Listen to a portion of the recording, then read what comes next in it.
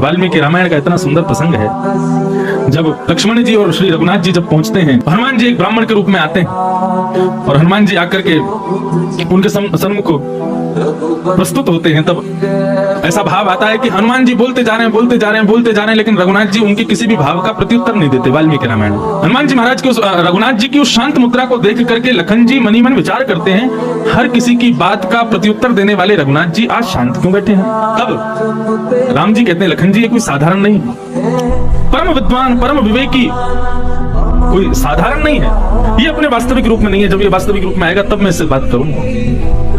लखन जी ने राम जी ने पूछा कि भाई तुम कौन हो, अपना प्रस्तुत करो, रूप कौन हो तुम। हनुमान जी महाराज कितना सुंदर उत्तर देते हैं, देह बुद्ध्यात्मदासोहम जीव बुद्ध्यात्मदंसक आत्मबुद्ध्यात्मेवाहम इति मे निश्चितामति।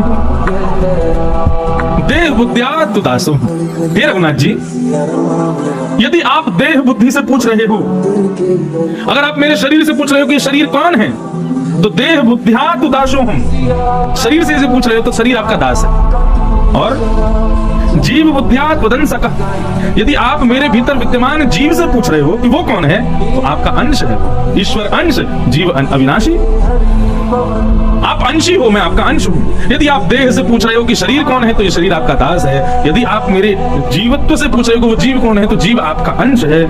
और आत्मबुद्ध्यात्ममेवा, यदि मेरी आत्मबुद्धि से पूछ रहे हो कि वो कौन है, तो जो आप हो वही मैं हूं। इति में निश्चितामति, आप में और मुझ में कोई अंतर नहीं है, आत्मा परमात्मा एक ही समान होते हैं। अब आपको इनमें से जो भावे मेरा आइडेंटिफिकेशन वो स्वीकार कर लो।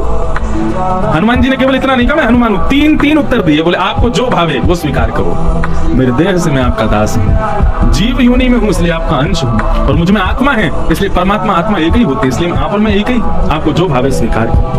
कितने विवेकी हैं श्री हनुमान जी, कितना सुंदर शुद्धि हनुमान जी का विवेकत्व।